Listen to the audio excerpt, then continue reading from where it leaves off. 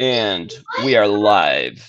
Yes, we are. Okay, so Wow. welcome everybody to the 10th episode of Hell in a Handbasket, uh, episode number 10. We have Gabriel here, so I'm assuming most of our audience is uh, DPA watchers, or at least aware. And of course, Gabriel is one of the panelists, one of the regular panelists there, so we're really excited to have him on, have a voice from Latin America. Uh, Great to so be what's here. up? Awesome, dude. Yeah, it's great to have you here. So we kind of want to talk about Cold War 2.0 in 2025, like what we can expect about the with the um, acceleration and of the uh, Cold War in this upcoming year. Like, kind of what are we thinking is going to be up? It's going to be happening. But before we do that, of course, since we have a new panelist, we have to discuss your red pill moment.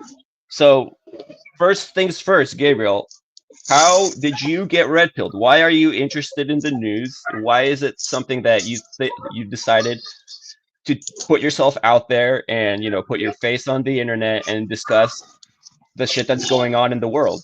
How did that happen? And for a bit of context, Um, Gabriel is down in Argentina, for those who don't know. Yeah, we got one from Latin America, we got one from Canada, and we got me from the US. So we got the whole all of the Americas right now, more or yeah, less. from top to bottom. Yep, Yeah. from the highest to the lowest, or from Yep. the northest to the southest. Yep. Yeah, we're Gabriel, I one want to big. tell you a funny anecdote about Argentina after you tell us about your red pill moment. Oh yeah, sure, please, by all means. But yeah, I mean, it's a difficult question because I feel like there's been a succession of red pill waves, so to speak. Or maybe it's like levels of the rabbit hole. Um, to use a similar metaphor. Um, I think I was like this current um, layer of red pill moment definitely started with the war in Ukraine, but not as an awakening moment of like realizing the falseness and deceit in like the narratives that are being. I'm sorry if there's some noise in the background because there's like a birthday in the area. But the thing is, it was more like a moment of awakening interest into the geopolitical situation. Like because like I said, there's been several waves of awakening or of realization You in mean my for you life. personally, or do you? Okay, in your life. Okay. Yeah, in my life. Um, like the I think I've sort of I don't know. Maybe I'm kind of born outside of the matrix, if you want to use the metaphor. Like it was a very peculiar environment in which I grew up, not very characteristic of my demography or generation. So I've always been sort of like a misfit in my environment, but um, I'm well adapted. You know, like I know how to camouflage myself and to distinguish myself. And like the first red pill moment was sort of um, a a revolution from my own upbringing, you know, like my system of belief, which was in itself sort of revolutionary. So um, that's why I was kind of like outside of it from the start. But my first red pill moment was sort of a revolution uh, against my own context, so to speak. Like I grew up in a very religious environment, and so Okay. my first um, red pill was sort of discovering the arbitrariness and the hypocrisy in my own environment, and that was separated from like the system, the usual thing, you know, and it took pride in that. So I was sort of like born outside of the system, and then I rebelled against that in a certain way. Um, but it wasn't like I went against my own beliefs or what I had been taught. It was more like um, my own beliefs, sort of nurtured by my environment, didn't make sense with my environment. It was like, I don't know. I remember What do you things mean? like sort of questioning the doctrine, questioning the dogma, you know, and maybe in my own theological or philosophical discovery, my own conclusions on the doctrine, and like things, for example, like thinking that God was too great to care about, you know, petty human inconsistencies or petty human weaknesses. Like he wouldn't be so judgmental. A creator of the universe couldn't be so judgmental. He So would you be started with understanding, or did like you? So you started with kind of your religious background, and that's kind of where you started to have a to be a questioning like soul, where you were yeah, willing to explore what it is that you were had or other people just take on faith, kind of. yeah, exactly. Like what? So the first idea was that most of the rules that we were given by God were actually ways of control, you know, to keep the flock, to to keep the sheep inside the pen, which is a very Christian metaphor, and that there was a like a real spiritual world out there, and I started looking for that, and I experienced like different sort forms of religion and mysticism, like from esoteric stuff to more traditional native religiosity. And at some point, I had a new like red pill moment in which um, all of the systems of belief kind of became Something like worth questioning. insufficient. Okay. Insufficient. No, like they were all questioned but it was just a form of experimenting, like my own relationship with the world and with my own spirit, and it became all insufficient, and I started sort of red pilling into the world of science and materialism, like reductionism philosophy, and through that to like question the world in different ways, in more sort of social and like irreverent ways and humanistic ways. So you And mentioned, go ahead. no, and it was like a sort of an anti-religious moment in my life in which I saw like all beliefs like insufficient, and that like knowledge was through it through experiencing. Not that I stopped believing in the divine or in the spirit, but The like I transcendent, saw, whatever. yeah, but I saw like a better explanation through the meticulousness of the rigor of empiricism.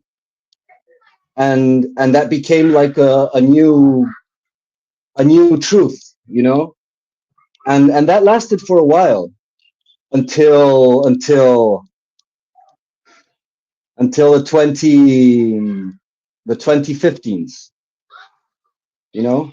So like I And started then believing in this idea of the secular world, like a world of enlightenment and reason, you know. And then I started to see that world unfold before me, you know, so like basically you started to take your approach of trying to explain the world around you in a way that answered to like some a more empirical and a more objectively verifiable way of kind of uh, thinking about those issues, and then so I'm guessing eventually you were able to take that and apply it to the world of propaganda and news, right? well, definitely, but mostly I consider it like the 2015. It's funny because you know like most of the things that happen in South America are a direct consequence from what happens in North America. It's like at certain point I stopped actually like caring about local politics because it was just downstream from there. So like if I look at what's happening up there, then I'll know what's going to happen here like months in advance, you know. And so that's why I mentioned like the 2015s because I noticed a very remarkable change in the society and in the politics and in the narrative, like from that first Trump campaign, you know. And I noticed like it was like one day to the next, you know, like suddenly the internet became flooded with absolute madness, you know? And it was funny because like it was like I was pretty much in line with what would be a liberal, you know, like I had my own ideas about stuff, but I was fundamentally a liberal, Hmm. like with respects to like personal choice and lifestyle and sort of Like a um, social liberal, yeah, yeah, totally. Like in a classical sense, you know, right? sort of like Yeah, the so just in case when in America, sometimes people have an idea about what liberalism is, but I think what oh yeah, Gabriel I is saying is understand. that there's also actual liberalism, which is individualism, the right of the individual over collective, over the No, yeah, collective definitely. context they find themselves in, that stuff. But there's certain level of overlap between what is like classically considered a liberal and what is like the American version of liberal because it's like the division of politics in the states isn't um like fundamentally different from in the rest of the world. It's just that it's like further to the right, you know. So like what you consider like left leaning or communist is actually just like uh, center right liberal. Um, and so like yeah, I was liberal in like in a classical sense. I was definitely left leaning in my political view. Um, and I sort of agreed with much of the premises of the of the liberal political mindset with regards to like equality and um, autonomy, personal But decision, you're lifestyle. still very much a liberal in that sense, right? Not so much, actually. Okay, No, no, I wouldn't consider myself a liberal anymore.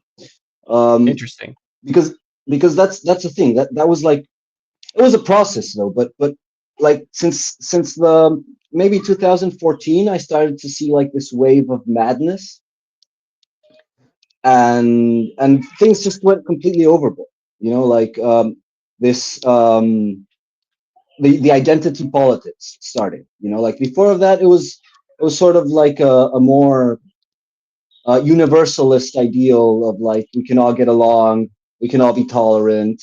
You know, we don't Okay, need and then at to. some point, it's like, no, you And at have to some respect my whims because I am an no, individual, and and at some point they started using this language of like tolerance. It's like it was okay as a principle and as idea. And I was actually achieving it. Like there was no more tolerant era than the late '90s, early 2000s. It was the epitome of tolerance and acceptance and like personal freedoms of identity, so to speak. Like it was cool to be gay.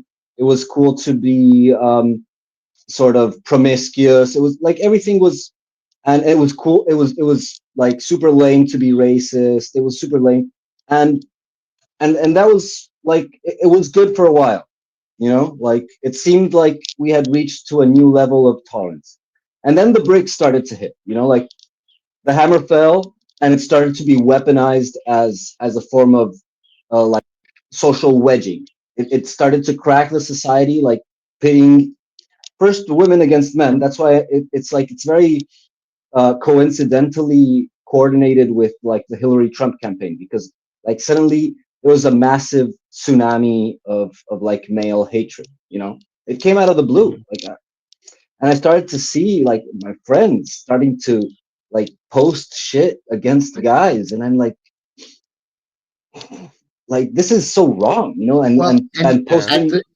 the same time they were doing that, there was also another campaign out there going simultaneously to emasculate men, right? So Yeah, on the yeah. one hand, men Oh were yeah. toxic. On the other hand, we need to be emasculated, and that's when the happy life, happy wife horse shit started coming about. Remember that? Like happy life, happy Mm. wife. You got to keep the women happy.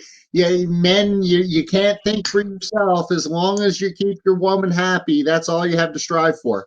They were doing that simultaneously, both at the same time, So this is Oh right? yeah, and interesting that you pointed. immediacy. Oh, please go on. Oh, Okay, please. I was just gonna say it's interesting that you point this out because it feels like you're not the only one who has had this backlash against liberalism because you have nowadays you go to places like Twitter and it's all of a sudden cool to desire to have a family and being religious is in vogue again in a way that it hadn't been during the 90s and the early 2000s. It was like super lame to be a Christian or Yeah. whatever it is, right? Maybe only like the Muslims had that still like we're still hardcore about what it is that our kind of esoteric beliefs or maybe metaphysical approach to life, but something around that era, like you're saying, something clicked, and now it's like you even see a lot of women, for example, being like, yeah, you know what, um, it's okay to want to have a family and to raise kids. That's also a valid contribution to society. So yeah, that was a thing that I think there was some kind of shift that happened, which is interesting that you're bringing this up. But okay, continue. Oh yeah. So it's kind of a long wind, but I'm trying to shorten it as much as possible because I'm trying to bring some context to like the process of how I get to the conclusions of what's happening right now. So the thing is that I saw this massive, and I started fighting back. You know, like I alienated some friends, made some new friends, but it was a process. Like it's not like I just threw everything out of the window. I just started seeing a bunch of excesses and like complete, you know, weaponization of these principles that seemed like noble and virtuous at the beginning. They started to be used as a deliberate attack against like the population, basically, like pitting the population against each other. And most worryingly, I started to see it like as a massive opportunity for governmental overreach, you know, like eroding presumptions of innocence and due process, you know, like so things like I saw it like as a terrible threat to sort of the social structure, the positive social structures. Like I never actually saw the social structures as a positive thing, but there were definitely improvements that I could recognize throughout time, and I was looking at them like being attacked deliberately, you know, through this whole identity politics uprising, and I started to fight back against that. I was always kind of geopolitically aware though. Like I remember I was really pissed at the invasion of Iraq and Afghanistan, and I saw like massive, and I immediately identified this sort of new wave of cultural uh, phony revolution, like against the people, like this sort of revolutionary spirit against the working class, you know, and the regular man, and I saw it as a geopolitical power grab, you know, over. I didn't realize at the time what it was gonna bring, but I started to see this madness unfold, and I started fighting back against it online, and you know, like giving my opinion and with the people I knew and creating dissidents. So that was like a. But then years passed and COVID happened, and that was like another red pill moment in which like I saw such a. It was like the same thing, but at a whole other level of magnitude, you know. And so I saw like people that were dear to me, people that I respected, intellectually aware people, completely collapse into like this completely Orwellian nightmare, The group you know, think. and like denouncing their neighbors for like walking on the street, and I gave up, you know, like I renounced humanity, you know, like I'm not gonna. And so I, because it was like it's done, you know, it's cooked. This thing is cooked. It's so like everyone is in the bag right now, because it used to be like the traditional sort of political divide was sort of the right wing was like the establishment, in which you have the oligarchs, you know, Big business, all the that. big business, big religion, and big politicians. They're all um, like in cahoots to how they control the world, and then you have like the dissidents, which are like the left and some parts of academia, and you know, the unions and so on. And you had that, and so It's like what I interesting saw because during you come COVID. across to me as a person on the left, though, still. It seems that way. So am I wrong about that? Well, yeah, I definitely have like I consider myself as a like I'm pretty pragmatic on my political views. Like I consider myself I've said this before. I don't know if I've told you guys, but consider myself anarcho realist. Okay, so Anarcho-realist, okay. like I'm personally, fundamentally, I'm an anarchist. Like I don't consider an authority above me, you know, like beyond my own conscience, and like nothing in the world can coerce me into opposing my own conscience. So that's like my fundamental political principle. But I also consider like as an anarchist that sort of my level of like invincible sovereignty is universal, you know, up to the level in which the other person is willing to sustain it, to uplift it. Okay, so basically everyone is obeying their own law, you know, fundamentally. But some people give it away, give their will away voluntarily, and thus are ruled. So it, my concept of anarcho realism is it sounds better in Spanish, you know, because realism in Spanish is realismo, which is the same word for royalism.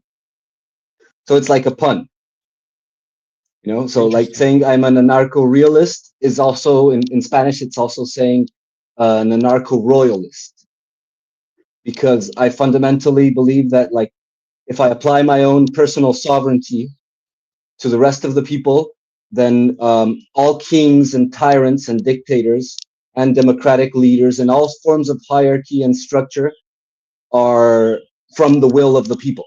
You know, they're upheld by the population that are ruled. You know, like this sort of social contract of Hume. Um, um, you give away your freedom to kill for the safety of not being killed, and that's a decision that everyone makes, even if they're not aware of it. Hmm. And so fundamentally, there's anarchy, and in the anarchy, people choose a leader. So like every anarchy is gonna collapse into a hierarchy inevitably. So like my anarchy is personal, and in my anarchy, since I don't want to rule over others, I can't tell people that it's wrong for them to be ruled if that's what they so choose. And so I have my personal political uh, ideal, and then I have sort of my family or my tribal political ideal, and then I have like the mass political philosophy. So if I'm looking at the world in terms of my personal life, it's anarchy. If I look at the world in the medium level, as in um, the tribal group, my dear ones, then it's socialist. You know, I care for the others. And if I look at the world in terms of like macro forces, geopolitics, then it's um, yeah, it's capitalism, because that's what rules the world. And so depending on what like strata of influence we're talking about is what the political ideology is. And Okay, so, and then this is at the same time, 2014, 2015. This is when the Ukraine war is picking up. So also at the same time, while you're going through this, you can also observe that these massive geopolitical shifts in the world are going on, and that you said was also a red pill moment for you. Um, oh yeah, definitely, because I started seeing a resistance happen, you know, like the Donbass okay, rebelling.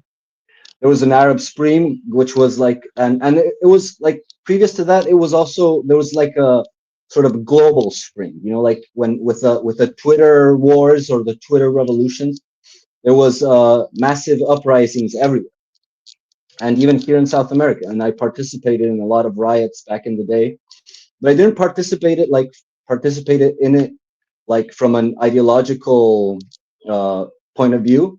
I did believe in certain ideals that were espoused by it, but I was more in for the social experiment, you know, like to analyze urban warfare. And so I participated in a lot of riots, and I would circle around the area of the march, you know, and I would analyze how the collective psychology of the mob would operate, and how the security forces would organize and deploy, and their tactics and movements. And I would intervene when I thought it was necessary, like to help the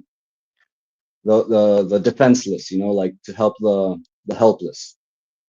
Sometimes to protect people that were being abused by police brutality. Sometimes to protect policemen that were being abused by mob brutality, and sometimes to protect people from the people.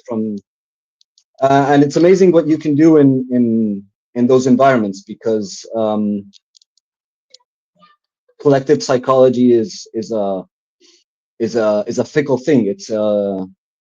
the force unto It's itself. like, yeah, but it's like a beast that is predictable and tameable. So I don't know. For example, I've seen cavalry charges stopped by one pikeman, me, and I've seen crowds run from the slightest resistance, just because there was a like courage in their face. So, well, the thing is that there was a bunch of things going on, and I fought with that. But like when COVID hit, it like destroyed everything. It like I saw the that's the thing. I saw the left collapse into, like from being sort of the resistance, collapse into being like the absolute tyrants, to being the absolute stooges of tyrants, protecting big pharma, protecting like government overreach, oligarchic control, despotism. Yeah, there was definitely, And and I think still there's a flip, there's a shift that happened. the only ones that were resisting was the right, you know? The only one Yeah. that were resisting this massive overreach of tyranny was right. And not only the right, it was like the evangelicals, like the people I considered the most submissive and the most like intellectually dead in the world.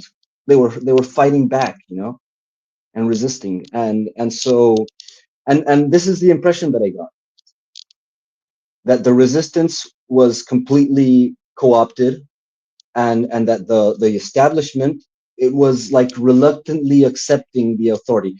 Just for some context, by that time, after the whole 2014 sort of gender revolution, there was a wave of right-wing governments in Latin America.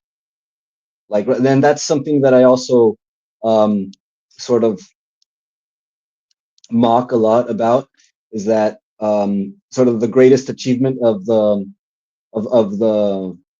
contemporary feminism was to bring back the right-wing governments without the need for dictatorships, for military coups. That's like it. And so like the right in the world, they were like sort of reluctant to the lockdowns, like Trump was like, no, we can't have lockdowns, and so was Bolsonaro and Macri in Argentina and Piñera, and so like they were all reluctant to the lockdowns. And that's what I saw, that they were like taking more power, but reluctantly, you know and the left So the was sort of, resistance flipped, but not like by any kind of, it was like forced to do so. yeah, but also I saw that it was basically like I saw everything under the same control, like there was a slight right-wing resistance, but it wasn't hard enough to be considered a resistance. It was like they were just reluctantly taking power, like, like when you offer people money and they say like, no, don't give me money, okay. And that's what I saw, like, from the right. Like, they were like, no, we shouldn't do this, but okay, let's put the army in the streets. No, we shouldn't do this, okay, but you need permits to get out of your house. No, we should. So like they were taking power. It was like the Party was taking power. That's what I saw. And so I just gave up on humanity and started living, like, I kept on working and stuff, but I stopped like interacting with social media, and I started evading like the government control. Like, I would bypass checkpoints. I would do cross country. Um, I would like move like a commando. Like from cover to cover. I was just evading because it was crazy here. Like, there was the army was in the streets controlling you, and I So you wasn't going started to take that. rebelling. You basically Yeah. started rebelling. I had to run from the cops a couple of times, from the army. It was fun, but it was crazy stuff. And then that was like the latest red pill moment, when I realized that there actually was um, a counterbalance, because I had seen this tendency of the world getting ever more controlled and co-opted by the hegemon, and sort of at a geopolitical level by the hegemon taking over control in this unipolar moment, and at a like a social personal level by the governments taking more and more power upon themselves to control you. And then suddenly I saw like a glimmer of hope, a new hope, so to speak. Um, Russia invaded Ukraine, and that was like the first time I had ever seen. Well, I had seen it in Syria, but in Syria it was like sort of like a half-assed effort, and then I saw like someone in the world Standing said up to no, it. yeah, stood up to it, and that was when I like got some hope back in humanity and started participating again in human affairs, so to speak. Huh. So that's the short story. Interesting. So basically, you got black pilled first, and then you were red pilled, then you got black pilled, and then Yeah, you regained a little bit of hope by seeing that, like, um, it- yeah. I saw that the black there is a pill was. resistance. I saw that the pill was actually a blue pill. Okay, there you go. That's an interesting analogy. That's awesome. Well, and now, of course, everybody that watches DK knows that, Argentinian Jesus here is definitely the philosopher of the bunch. He's the unofficial defense politics Asia philosopher. And it's There's only plenty of those. fitting. No, we're all philosophers to a certain extent, but it's fitting that you approached it from like a more philosophical standpoint, because for me in Nanya it was different, than was for you. Maybe part of it is because you were in Latin America and you were on the ground, and basically the countries that you know the war against the common man was more visible, was more something that you could experience and see on the ground. Like you said, there were riots and you participated in them, even if it was just out of a more of a social experiment approach, which automatically that already shows that, just being willing to dissect ideas in that way is not I think that's kind of unusual, like, because Hmm. I grew up in a very religious environment as well, and I'm an atheist now. But maybe around that time where you saw the right pick up the mantle of the resistance, I, it would I sort of also had a little bit of a shift where I was like, these people are not my enemies. It's not like Hmm. it's not there's stupid people all over the world. There's stupid people on all sides. But what am I going to do? Reject it as an ally that simply because I have some kind of disagreements with them on spiritual things like that. That's something that we're not going to agree on, and we might not ever agree on. So I also kind of have that where I'm a lot more lenient and I'm a lot more accepting of people's maybe what I would still consider magical thinking. Because it's like a Hmm. little bit of faith in humanity, maybe a little bit like what you're saying, where you see that there was a resistance, and for you, you're saying the resistance was like, oh yeah, the Russians invaded, but uh, it was before that, because if we've talked about Mike Benz before, and Mike Benz basically points out that he was a Trump administration official, and he points out that the war on free speech on the internet started because primary things. There was Brexit, there was Trump, but the big thing that really kicked it all off was the fact that the counter Maidan movement. So there was this Maidan movement, right, in Ukraine, and it was by and large hijacked by the far right forces in Ukraine. But that ideological undermining of the society, it didn't work on the Donbass population, and they decided that the reason this is working is because this isn't working anymore is because the Russians also have access to the internet, and they also have free speech, and you know what, they also have their counter propaganda, and it also works, and we don't have that uh, kind of monopoly on uh, on information in the way that we used to. So yeah, it's really interesting. And you know what? Kind of this really ties in nicely with our main subject that we're kind of trying to talk about today, which is the Cold War 2.0, you know, in the year The 2025. new Because Cold War, yeah, the not because so really, cold war. yeah, now it's not so cold, right?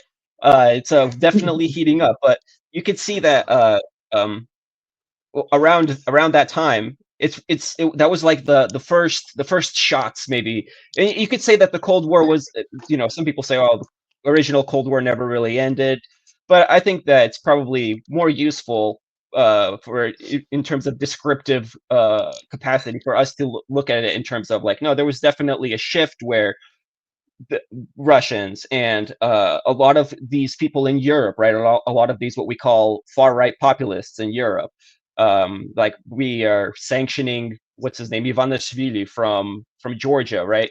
Because of his far right. This is a far right, basically crazy person. And same thing with elections in Romania, right? We can't let this far right crazy person take undermine Power. our project, you know. Yeah, take the Yeah. power, undermine the project, to deviate from the course.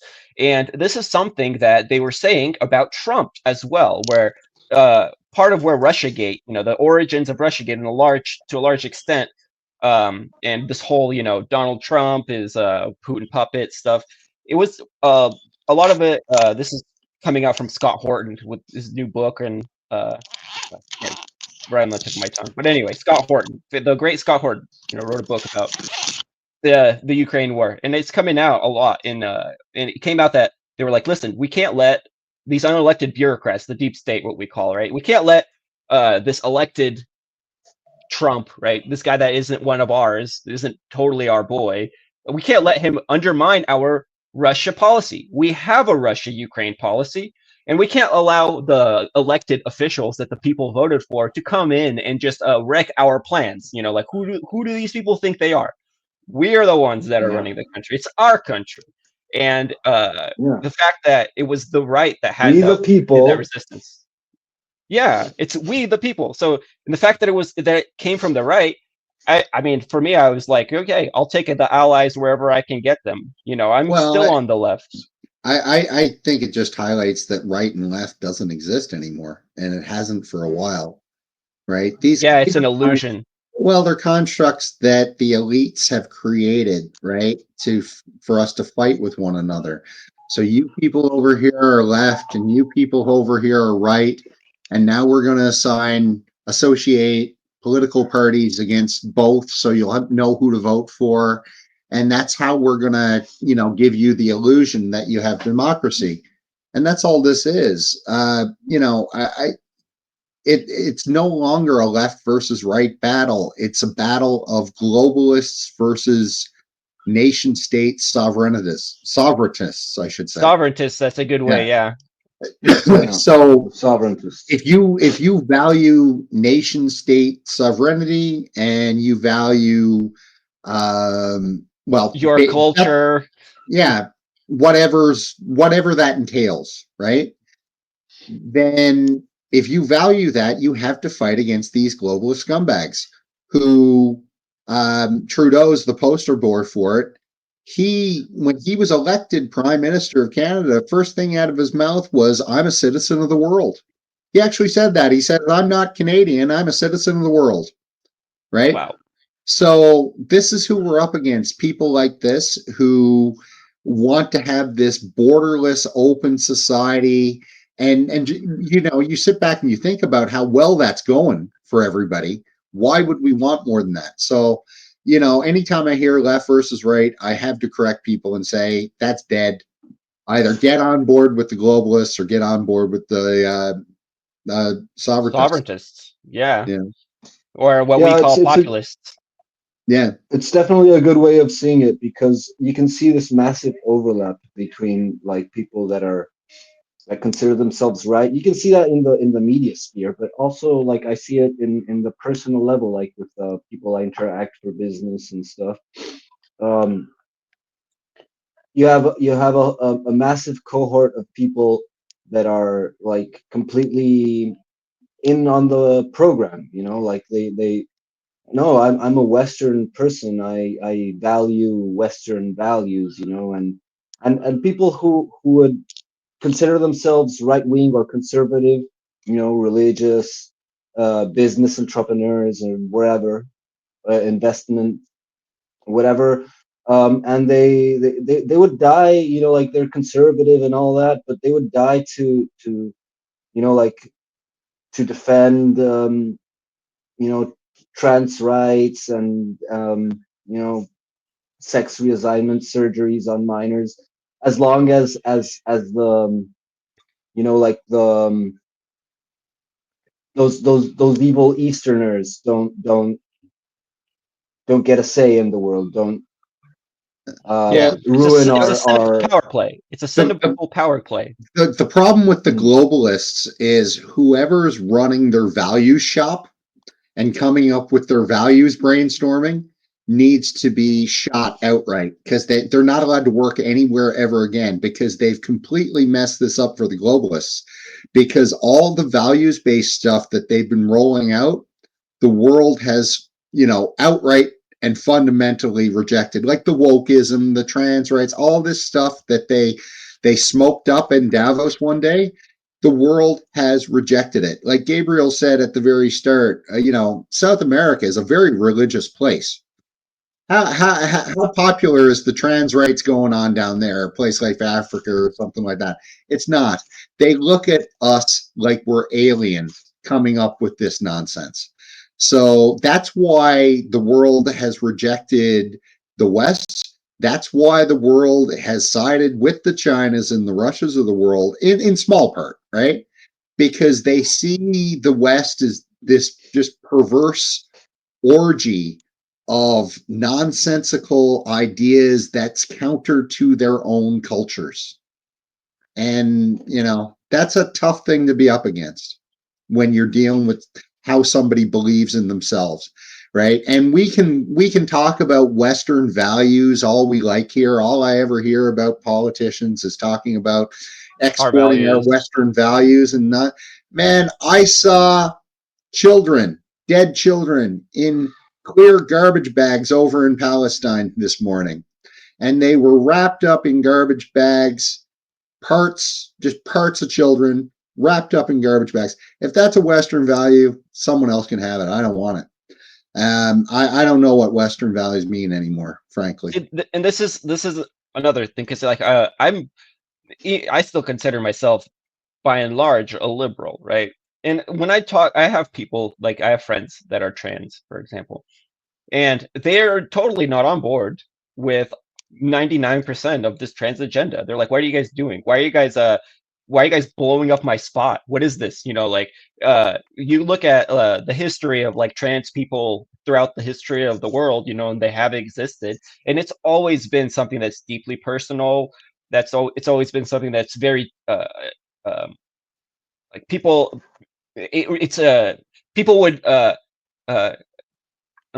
it's not like they try to shove it down your throat. It's just it's more like okay, this is kind of who I am and this is me, you know. And um there's no reason to for me to go and disrupt the way that society is functioning just because of, you know, the whatever psychological or physiological issues there are. Like I'm not very educated on all of these issues, but just my conversations that I have with people that I know that are trans, right? Even a lot of them are rejecting a lot of this because they view it as this is me being like me and like maybe my identity is being hijacked by people that are trying to make something else out of it that it is not, right? And it, to say that I'm responsible for the fact that people want to do gender reassignment surgery, hell no, I'm not. You know, I was never on board with that, and I would never be on board with that. And you're like, well, you're sounding like a conservative here, right? But you consider yourself to be a transgender, so and you're by and large rejecting a lot of this transgender movement. And I think that we try to basically gay marriage, kind of how we did gay marriage, try to gay marriage a lot of this transgender stuff, but even people that are transgender by and large are rejecting it, and people that are gay are by and large rejecting it, right? Like there was that famous incident in Germany where uh, lesbians were kicked out of the gay parade because they had like a sign that said something like lesbians like vaginas, you know.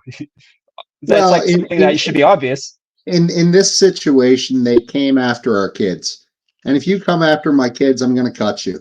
So, and Yeah. and that's why a lot of parents have rejected, because they were telling us what our kids needed to know. They were telling us how our kids needed to think. They were telling us how we needed to think. And I'm sorry, but I still go back to biology 101. So unless I can find somebody who can teach me how that's incorrect, I'm going to stick to what I know. But this time they came after our children, and they're still trying to come after our children. And Mhm. you just don't do that to a parent, and that's why the Justin Trudeau's of the world are getting bounced. That's why Olaf Scholz is getting bounced. That's why Macron's getting bounced. That's why Biden got bounced. Like all of these Western governments are getting bounced because everybody rejects them. They reject this ideology. This weird. It's weird. The globalist agenda is weird.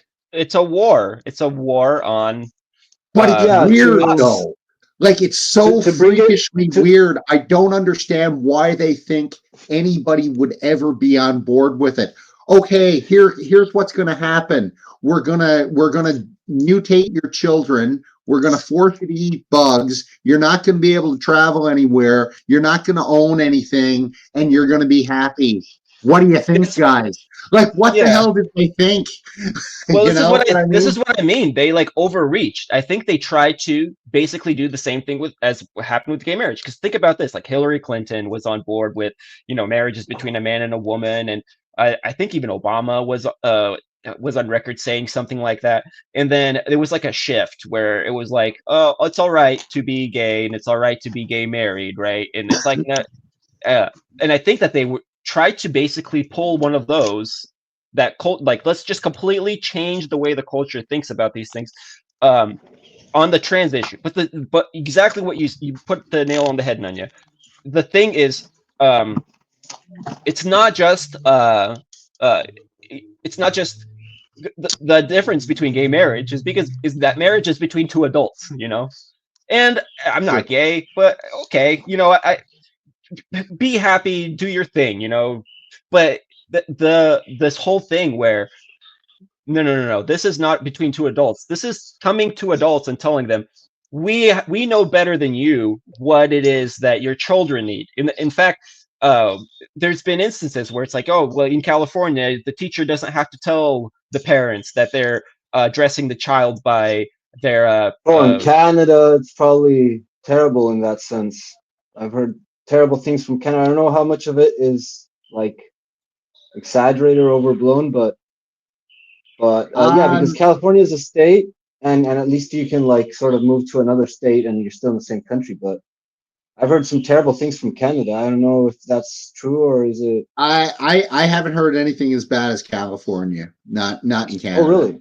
Yeah, not and quite Oh, yet. and wow. actually Canada's the same way. The education is run by the provinces, not the federal government. So Mm. presumably you can move there too, right? Yeah. Okay, okay. And so, and it's like just riffing on stuff that Gabriel was saying and kind of what we're talking about now. This was, I think, by and large, um,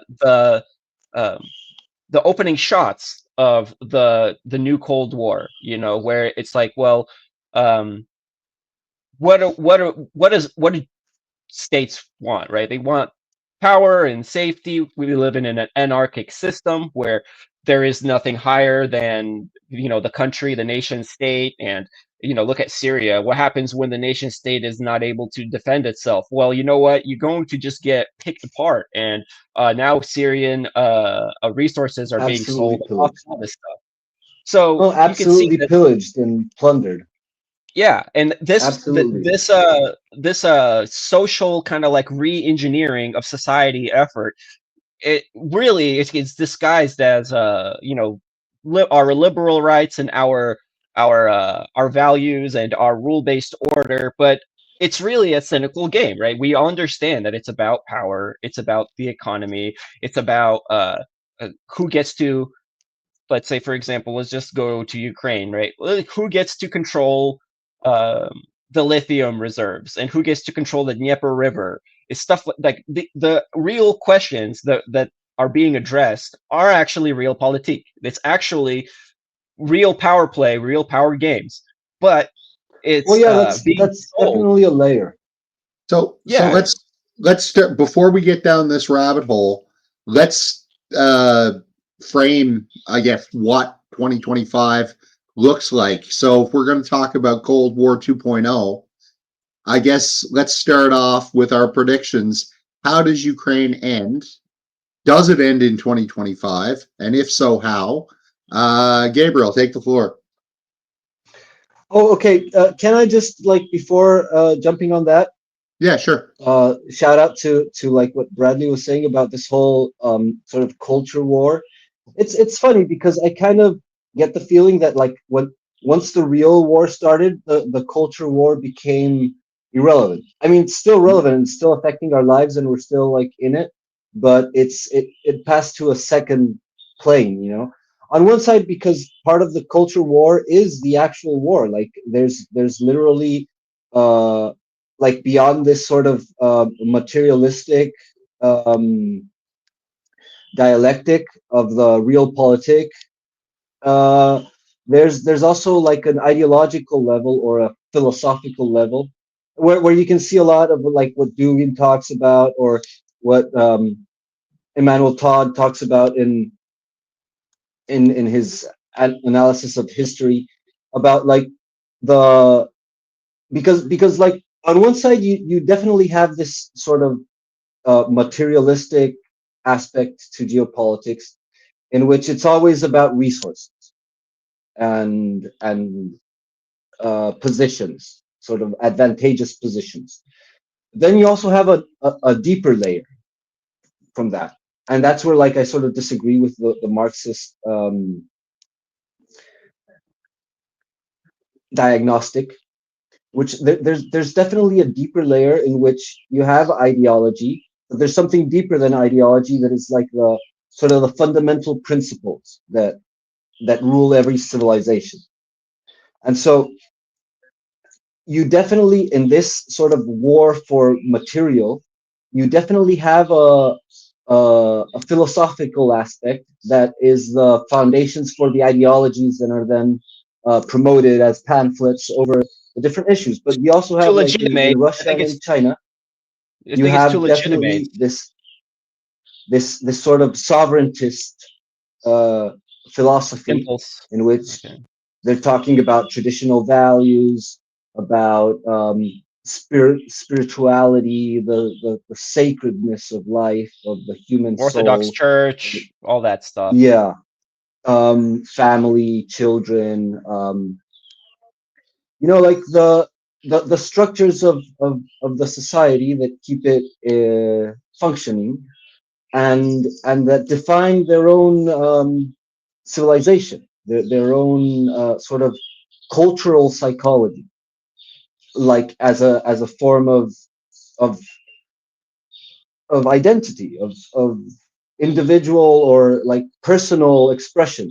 And so you definitely have in this sort of Cold War an aspect of sort of war for the soul. That's why we're talking so much about what they do with our kids, how our societies think, what they're trying to impose on our thought process, you know, on our ideas about the world.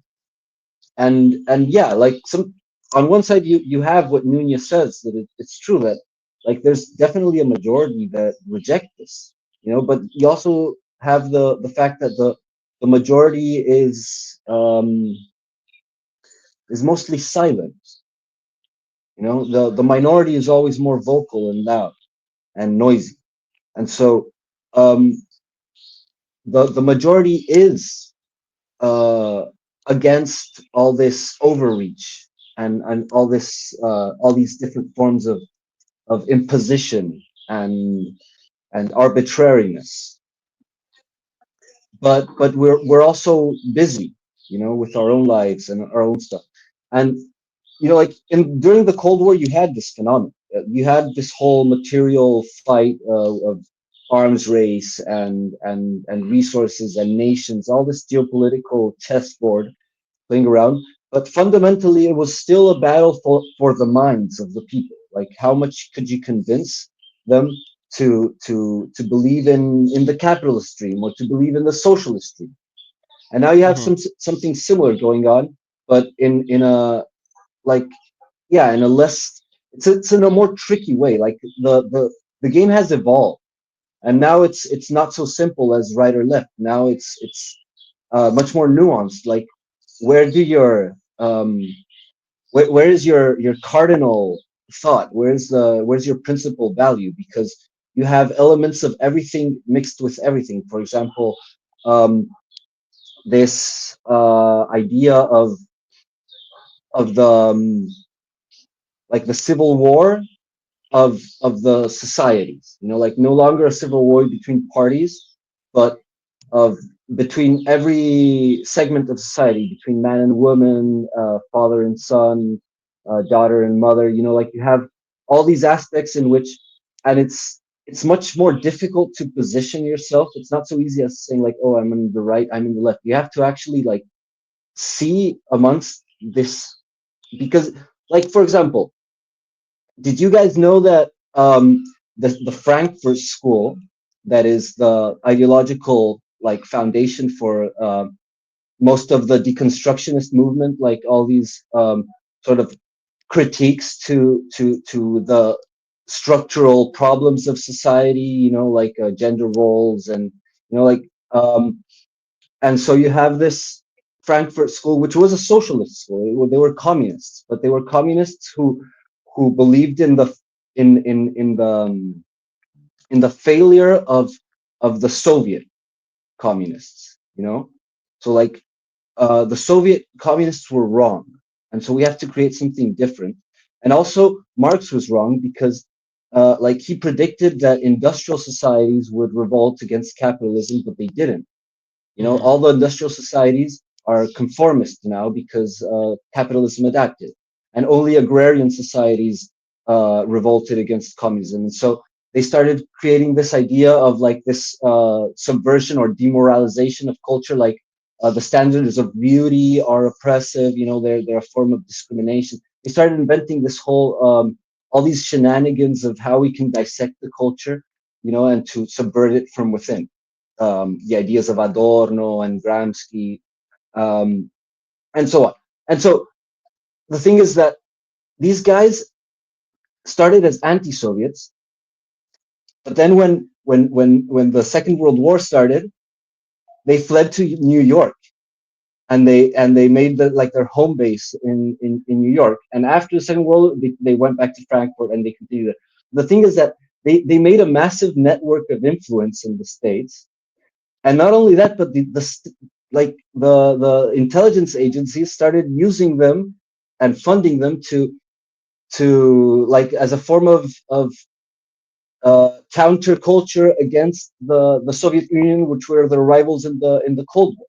And so, like, this whole woke ideology, that's as it's called, the cultural Marxism, and like the neo-Marxist or the progressives, they're always accused as leftists, as communists, but it's a weird form of communism because it was, like, sponsored by the West, by the capitalists, uh, particular financial interests that I'm not going to expand on. Um, but as a form of anti-communism, like a sort of antidote against communism. And so you have this sort of cultural heritage from like these sort of division of communism that then was sponsored by and turned into, and that's become one of the major. They had pretty brilliant insights, Foucault and Derrida and all these guys, and they were absolutely co-opted to be utilized by the structures of capitalism, for exploitation. And nowadays you have uh, like these principles of these guys being applied by the biggest financial interests in the world, and it's a deliberate war against the mind. And that, like, as a contrasting example, and with this I'm going to finish because I'm taking too long, I know. But there's like so, for example, on the right, you have a bunch of you have them all like defending religion and defending traditional values, and and then they start with personal freedoms and like and sort of financial freedom, and they they they they they end up libertarian and anarcho-capitalists and all this. And people who defend religion and stuff like that end up defending the ideas of like this oh, I can't remember, Atlas Shrugged. Do you remember the name of this sort of pseudo philosopher novelist? Ayn Rand. Ayn She's Rand. like the patron saint of the neoliberals and the capitalists and the anarcho-capitalists and all these guys. And she's like a foundational paper, just like Adam Smith, and of the Church of Satan, for example. Like the Church of Satan, the Satanists, they're like absolutely in on this whole anarcho-capitalist idea, and the sacred egoism, and your own interests above the rest, and etc. and etc. And so, like, you have these weird links between the political tendencies, and then, for example, you have this Church of Satan that espouses all these principles of like individual freedom and rebellion against authority, and no oversight for the greater good, because the greater good is your own personal ideal, and that's like a super right-wing idea, but then this idea that is shared with the Church of Satan, and the Church of Satan is an absolutely woke institution, like you hear them speak, and you hear their They're foundational text and stuff. hardcore individualists. They're hardcore liberals. They Yeah. believe in, and they talk about these massively virtuous values about like the freedom against authoritarianism and the dictatorship of the divine, and they have a bunch of beautiful and noble words to express their idea, and you hear them speak, and fundamentally they go to this principle of like the creator, the creator of the structures of authority of not only society but life itself, like this brutal beast that devours itself, and kills the weak to make itself stronger. This is fundamentally evil, like the order of God is evil, and so we seek good by rebelling against God, and the rebellion against God is a rebellion against creation, against like the circle of life, the the the, the food chain, the tyranny of evolution. And so all of these ideas, they're all mixed up together, and they're meant to confuse you. And that's like the new Cold War. You have all the tendencies are co-opted, by the same type of people. They're not necessarily intelligent people. They're systematic about it, and they know their trade. But so, like, you have all of these um, psyops going on. It's a massive war of psyops, and the psyops are so intense that they're jamming their own elites. And the only way to guide yourself through this maze of conflicting ideologies and philosophies is to remain faithful to your own principles, because the moment that you sort of support some side of anything, Or outsource your like thinking. unconditionally, like, okay, I agree with this person on this, and so I must agree with him on the further, Yeah. and Instead that's of where thinking you're for lost. yourself. So I kind of Yeah, want to jump a when little bit on that because this is actually an interesting point that you're bringing up, and there very were long-winded. definitely ideological divisions during Cold War 1.0, right? It's famously, communism and versus, and Stalinism in particular, maybe versus the capitalism and liberalism and individualism. So I think that that's a big part of Cold War 2.0. Like the ideological divides of Cold War 1.0 maybe were a little bit more obvious. They were more on the nose. But capitalism, liberalism, individualism versus like collectivism. But the ideological divide now is not only like sovereigntists versus like globalists, sovereignty versus globalization. It's also this social conservatism versus the breaking open of societies and undermining the cultural ideas. Like it's the the game is more sophisticated now. It's more you can't it's harder to just be like, okay, well, I'm on this side and I'm on that side, because it seems like almost every side is infiltrated and it doesn't even matter, right? You could be having a discussion with somebody who considers themselves a leftist, and you're going to be like, oh well, we agree on a lot of stuff in terms of uh sovereignty and uh, what about like how how is it okay to maybe try to mold and change society and stuff like that. So it- that is a little bit more, it requires more mental bandwidth. It requires more of a more sophisticated approach and understanding. And maybe you're right in a way where the right way to do this, and maybe this is part of the reason why the right and the faithful, let's say the religious, right, were the ones that took up the mantle of the resistance to this whole shebang, because they did have a little bit of an ideological, uh, maybe faith-based, but very strong, uh, uh, maybe way of dissecting the world, way of looking at the world, and they were in the position to stand up and say no. Okay, it's one thing about gay marriage, and maybe a lot of them weren't happy about that, but this is a whole nother level. This is something else. And there are people out there that are totally on board with, yeah, my child is 12 years old and she wants to be a boy, and I respect that and all that. And you know what, the people that do that, it's not the conservatives, right? It's the people that are outsourcing their thinking in that way now.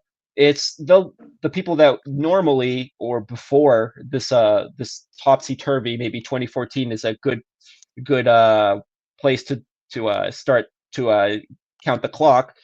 um but the like um this shift, maybe was done, partly had to do with that, where if you're going to be outsourcing your thinking, if you're not a person that's in a position to be able to understand all of these complicated issues, there's a difference between outsourcing it to somebody who that's like, I don't know, your preacher or your pastor or your dad or whatever it is in your community, to be able to do that and say, this is somebody I trust, and this is kind of like our group and our, I don't know, our church or our movement. And um If you outsource your thinking, particularly on things like this, you have no business being a parent.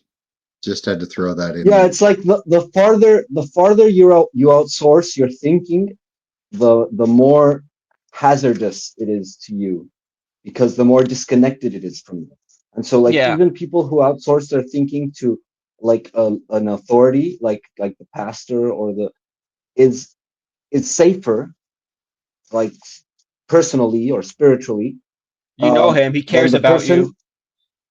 who outsources his thinking to the farthest possible, like to the globalist, who his nowhere, I, you know. I just can't wrap my head around these parents who are so willfully ignorant that they would let their kid go through this stuff. And, I just can't wrap my head around what a bad parent they must be. Um, Yeah, and these are because the people. they're abusing their kids. They're abusing their Yeah, these kids are. in broad daylight. You know, Yeah, I was watching a interview with some dude just asking, like, this is the situation I was bringing up earlier, like, oh well,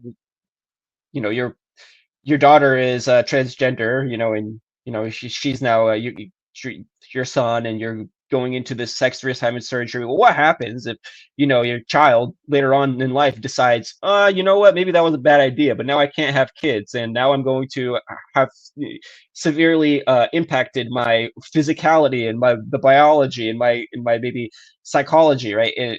Um, and they dude asked that lady basically, well, what if she changed her mind? She was like, well, that's the farthest thing from my mind right now.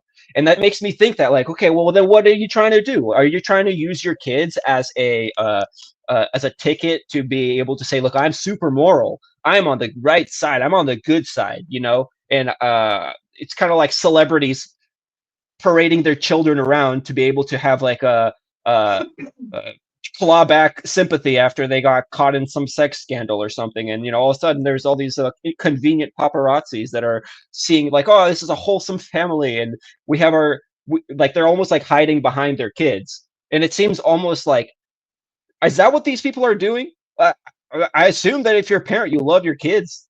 Maybe you are willfully ignorant, like you were saying, Nanya. You don't want to know. You want to be on the right side. You want this to be the way that it is. You've bought into it. Once you buy into it and it's part of your identity, and maybe your kids can see that too. Your kids are smart, right? Um, so like, they could probably pick up a lot of that just from observing you and just from being around you and just being like, okay, this is what's good and right and moral. And you know what? I am that way too. I'm on that side as well. In fact, you should I'm special in that way. You should appreciate me, right? And it seems like sometimes some of these parents that maybe shouldn't be parents, like I was saying, are doing that same thing that those celebrities do, where this is my ticket to being socially like a step above you. I am better than thou, right? I have a transgender child, kind of, and those people outsourcing their thinking.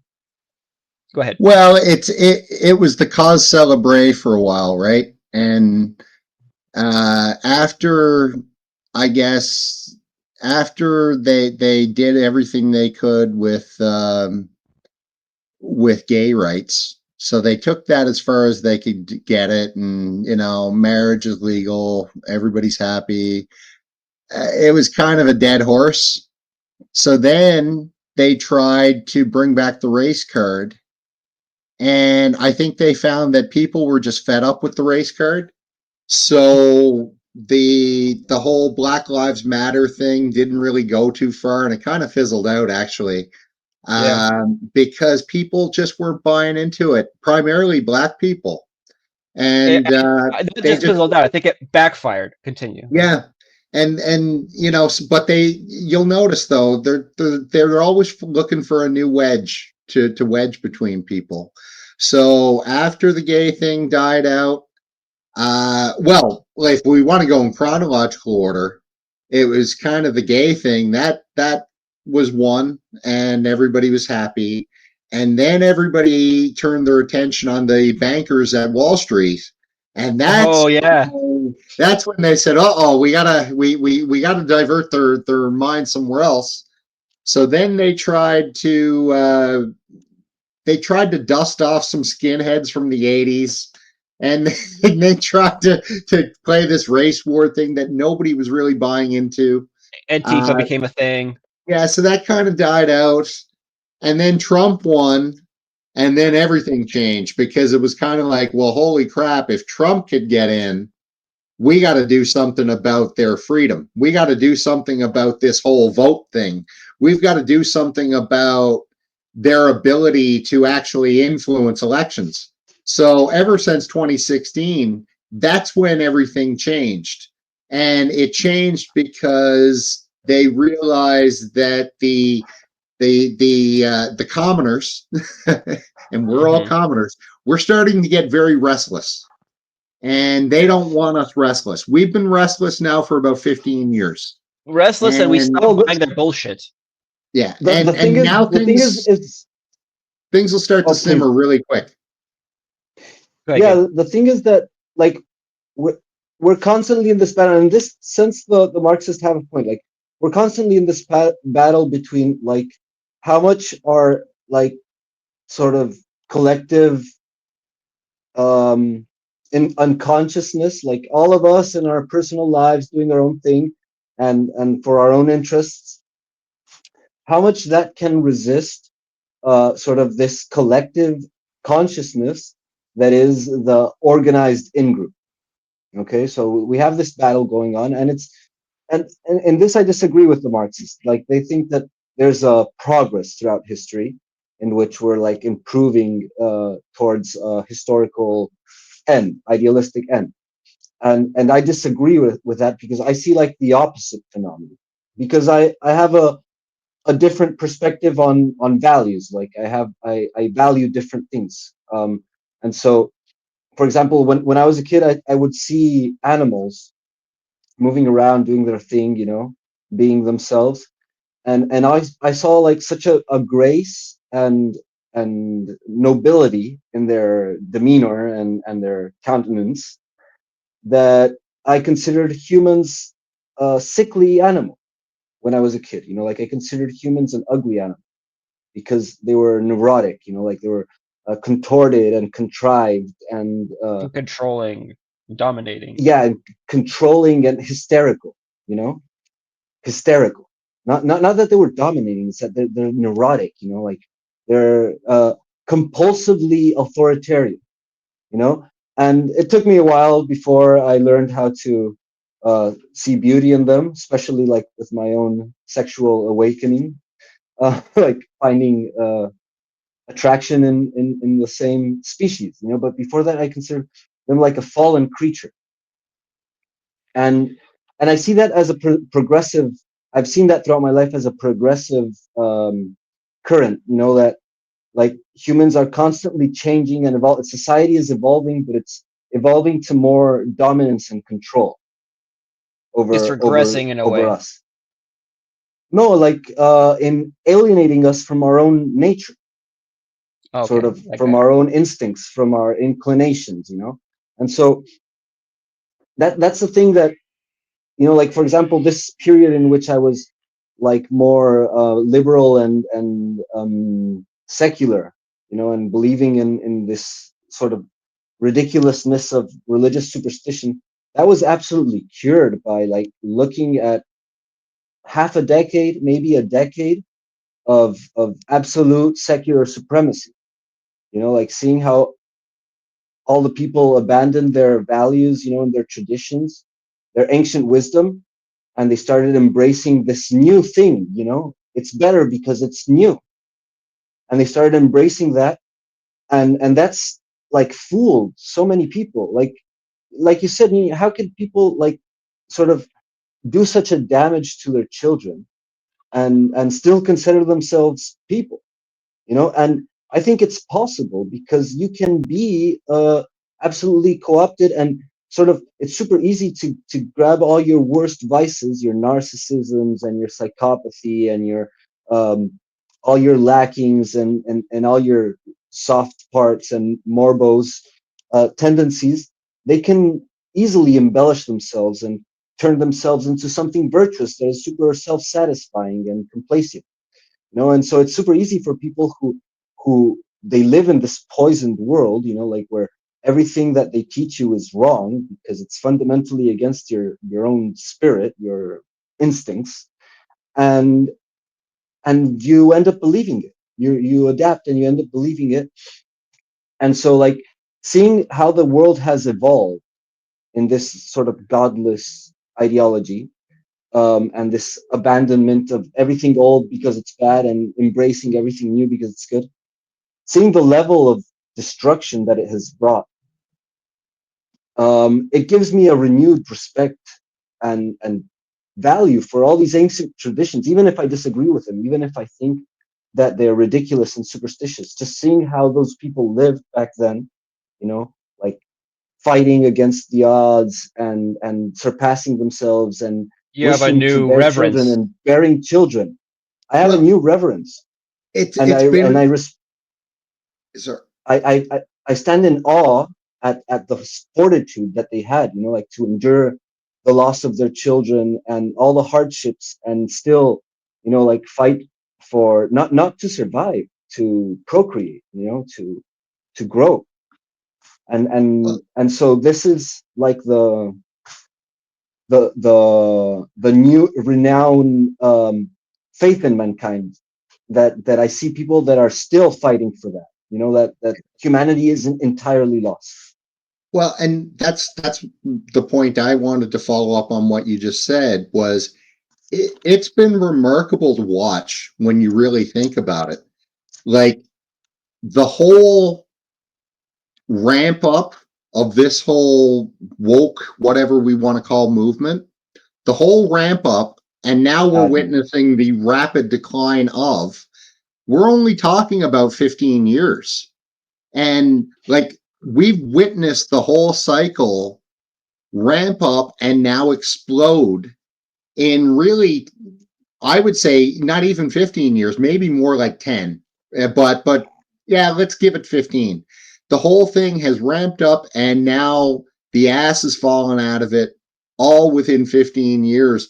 And that just shows, to Gabriel's point, how powerful these institutions are, because the world has rejected it all. That's what I said at the beginning. Everybody else, you go to Africa, they're like, what the hell are you, what are you talking about? What are you weird people Yeah. smoking? Right? And this carries through geopolitics. Why do you think The people, battle countries for the are mind. kicking France out? They're kicking France out like dominoes down in Africa. Why? They don't want to have anything to do with the West anymore. The world is just rejecting us. And I think 2025 is going to be a continuation of that, an acceleration of that, and I think a realization of that, because the West, we really need to change gears fast, or we're going to be behind. Every day, we're going further and further behind. Yeah, I Right. agree with you. I think the world will only continue to vomit up this whatever it's been swallowing for the last 15 years, and us included.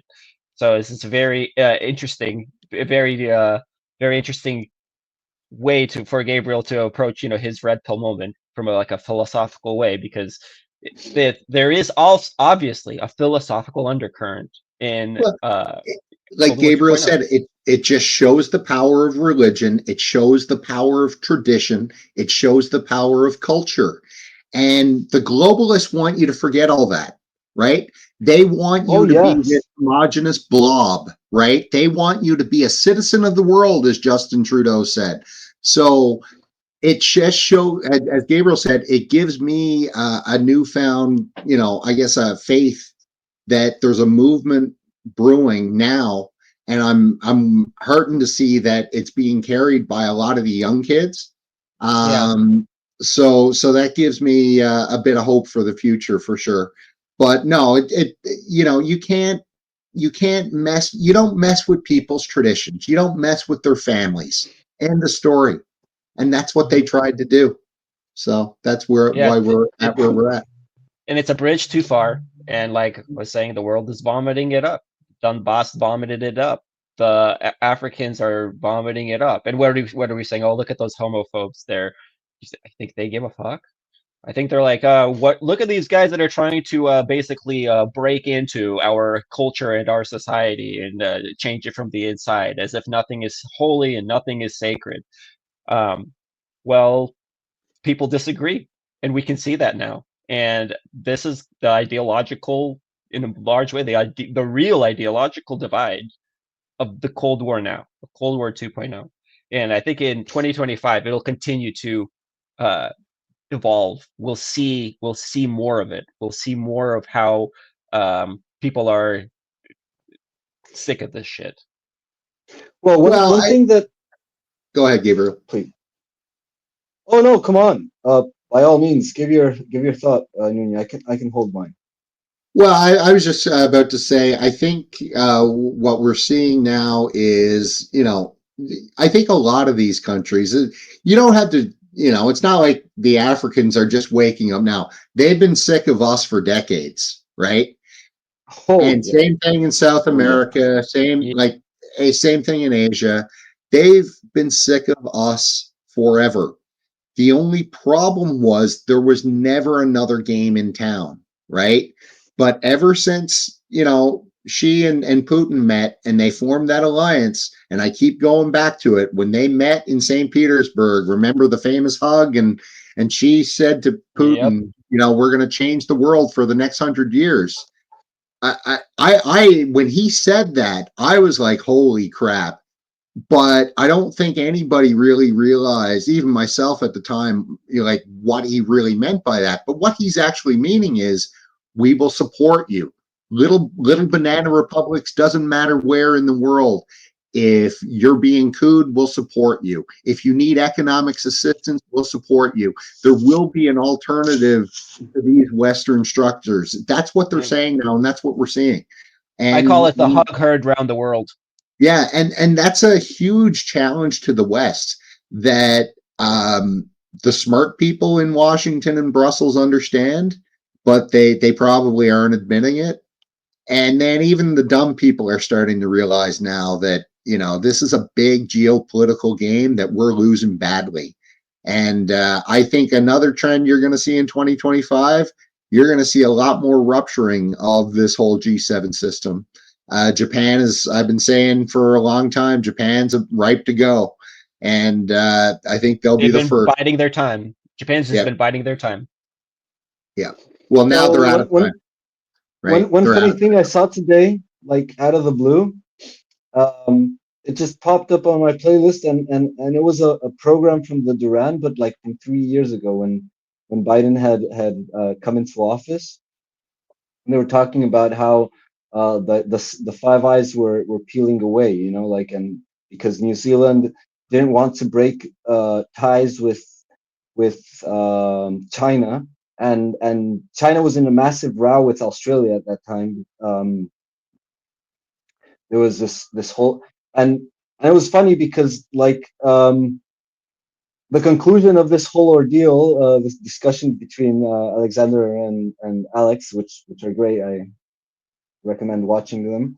And it was back 3 years ago, and they were talking like, oh man, this election, it's gonna create consequences. Like they were saying, like we have no idea, like we we can't imagine right now what the consequences of this election are gonna be. Like, and that was 3 years ago, and I was thinking like, man, you guys have no idea consequences you're gonna see, because holy They were shit, spot man, on. shit has absolutely hit the fan. You know, like this past, and they got so absolutely drunk in power. You know, like they thought they owned the fucking world. Everyone was at their mercy. You know, like the whole population of the world was taking a global lockdown. Never in history had there been a global lockdown. You know, and they were taking it up the bum. You know, and then, you know, Biden comes in, and it's absolute victory. You know, like it's the victory laps. You know, like, oh, we own the joint, we'll do whatever we want, we'll put Ukraine in NATO, we'll give them nukes. um, and no, and it suddenly stopped, and everything started to unravel. And so, like, we can see sort of the paper tiger that this whole sort of hegemonic control is made of. Mhm. And it's a paper tiger because it's based on illusions. It's based on convincing you of something that is completely antagonistic with your own nature. And so it's easy to unravel. But the thing is that, like, the reason why all this exists is a massive, like, monumental investment of brilliant minds in and massive ingenuity into constructing this network of logistics and um, infrastructure of control. NGOs. Yeah. Yeah, it's massive, and it's an uphill battle, like, because they still are the preponderance over the world, especially with regards to the control over the human mind. They have the media, you know, and the media is peeling away from them, but they're still scrambling to keep it in control as much as they can, and they've been super brutal in that, you know, and like Censor us and look, shove them down everybody's throats. Yep. look what happened to the guy from Telegram, and like look at all the censorship and all the social media. It's been an uphill battle, and it's going to continue to be an uphill battle because they're absolutely in control. They have all the power. The thing is, that power is absolutely fake. You know, it's based 100% on perception.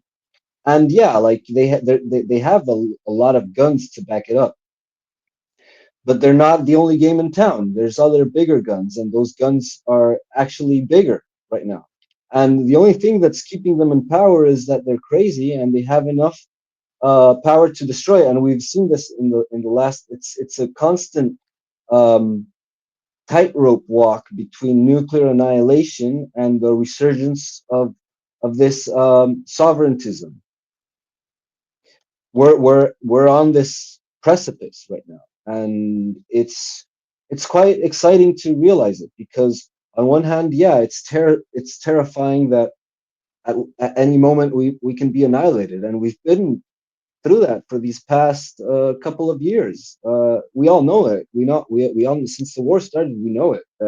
At any moment, a mushroom appears in the horizon, and we're all wishing for it not to happen. But on the other side, we're also um, sort of willing for it to happen, in the sense that um, we're sort of rooting for this uprising in the world, in spite that we know that it could bring the mushroom, and still we can still say no, it's worth it. It's better to fight, and I'm super grateful that, and like in this nomination of the hero of the year in DPA's sort of, I thought it a while, because I was like, who's the hero of the year who saved most lives? And I, like, after thinking it for a long time, I had to say it was Putin, because like, um, if it weren't such a measured and contained, if it weren't so moderate, we would Sorry. definitely Sorry. be in a in a nuclear confrontation, because it's a matter of survival for both sides. Like, these people who are in power, they're willing to give anything. And part of the strategy, I think, is this strategic patience, is precisely to keep them hoping. It's like a gambler. Like, if you see the strategic fluxes in the chessboard, you definitely see a preponderance of power. Like, now we know that the industrial output of the collective East, or is of the resistance, is higher than that of the West. Like, they can outproduce them in military material, and that's the formula for victory. You could push the enemy until it's subdued, Hmm. but why don't you do that? Because it would spell disaster. So if you start responding and sabotaging and striking back, retaliating proportionately, it would be a endless escalation unto oblivion. And so I'm thankful for this, for the strategic patience and the moderation. I think it's wise, and I recognize that wisdom, and, like, don't hope for retaliation, because it's going to be bad for us all. Like, it's frustrating sometimes to see that, oh my God, they did this, why don't they respond? No, no, thank God they don't respond, because it's not the way. Even I though totally agree. it would be great to see like the vengeance, The nose to bloodied, have yeah, bloody the nose of the payback. bad guy. Yeah, payback. But and yeah, and exactly. It's and that's as not the long as long you game. keep the hope, as long as you keep the hope in your enemy that he might win,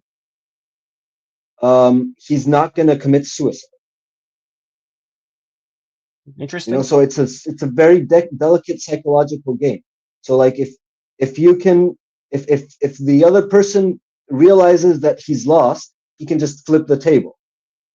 But as long as you give him hope that he can still win, then you can put him in a position in which he can no longer flip the table. So you have to pull it out until you have to drag it until the person is actually in the position in which he can no longer flip the table. And that's, I Mhm. think, it's sort of almost our responsibility, which is, like, how can we, as a citizens of our respective nations, how can we get the maniacs out of power before they flip the table?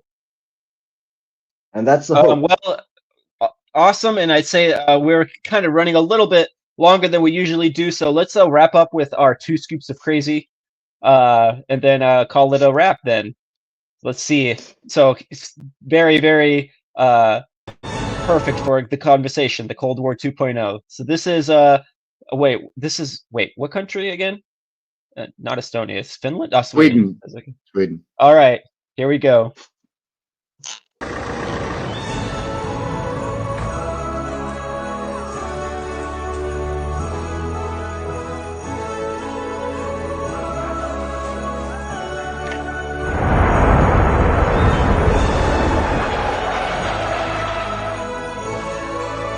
Look at his eyes. Just watch this shot.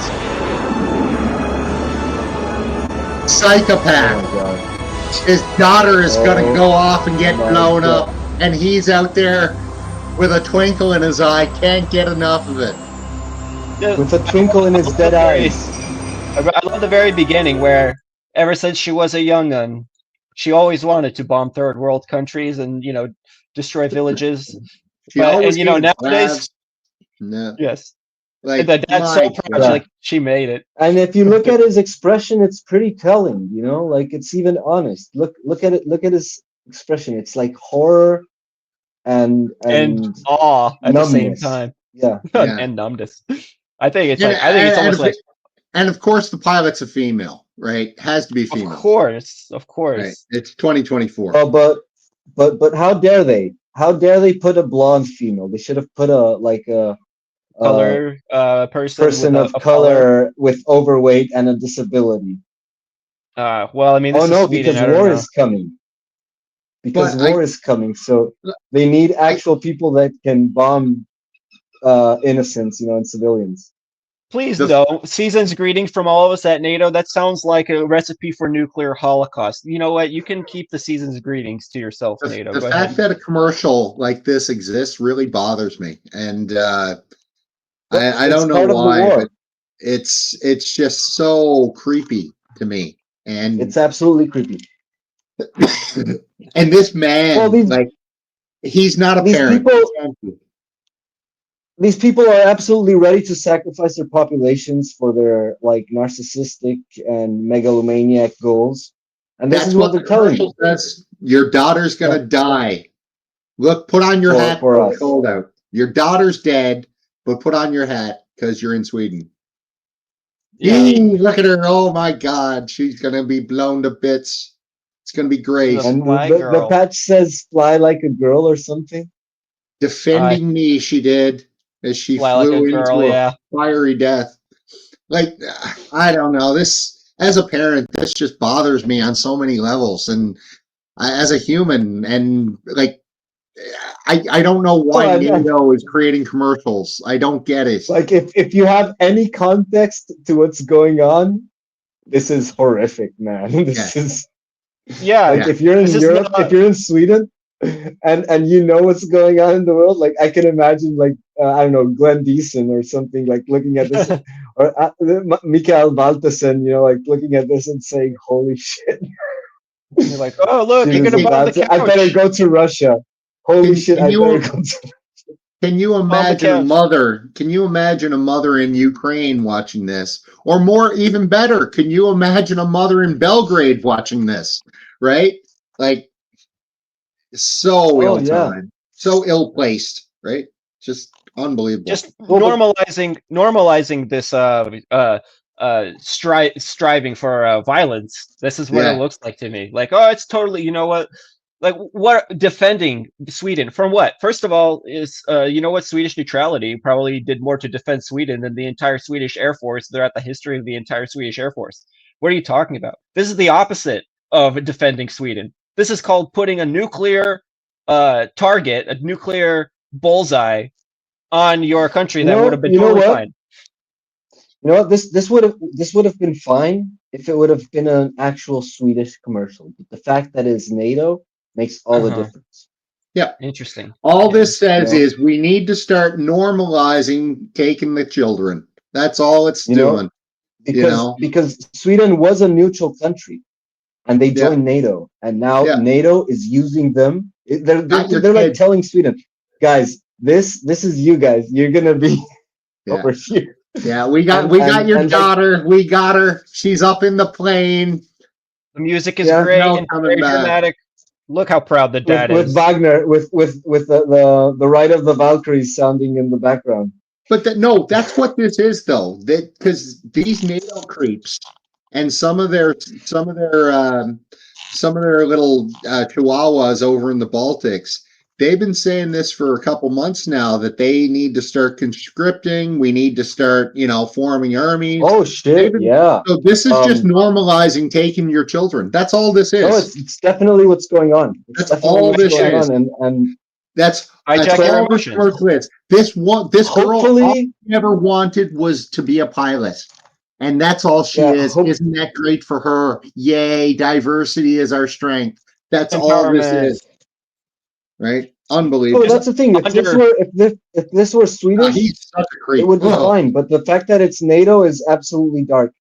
yeah. And yeah, these guys definitely are up for that. So I hope the noble and brave ancient tribes of Europe can get their shit together.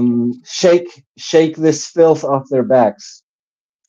Yeah, And that's my New Year's Eve wish for them. there you go. Well, guys, so I'd say that we've kind of went a little bit over, but I think it was worth it. We definitely delved down deep into some of something that It was great, unusual for guys. for our approach. But it was great to have Gabriel on here and direct this conversation into a more philosophical direction. No, it So was a lot of fun. We went places I didn't think we would, which is why I like doing this show, because it gives us the flexibility to do that. hell yeah! Yeah, All so right, sorry guys. guys if I derailed the No, not program at in all. any way. It was not my intention. No, we appreciate But it, yeah, dude. like I hope we can do it again. Yeah, it'll be awesome. We gotta go. If we're gonna have people on, we have to at least get past the red pill thing. That's we always try to do that. But okay, guys. So unless there's anything else, I'd say that is our episode 10, Cold War 2.0. I guess instead of the mechanics of it and the current world events, we ended up going into more of the philosophical territory. But I think it was fun. I had a good time. So I Yeah, for guess sure. yeah. Happy New Year, and we'll see you guys probably next week. Peace. Yeah, I hope you guys have a great new year, and thanks for doing this, All guys. right. Thanks for having me. Remember to like, subscribe, and share to anyone and everyone who might be interested. And That's right. yeah, see All right, you guys. Happy New Year. in DPA. Happy, Cheers. see you on DPA Open Mic. Happy New Year. Peace.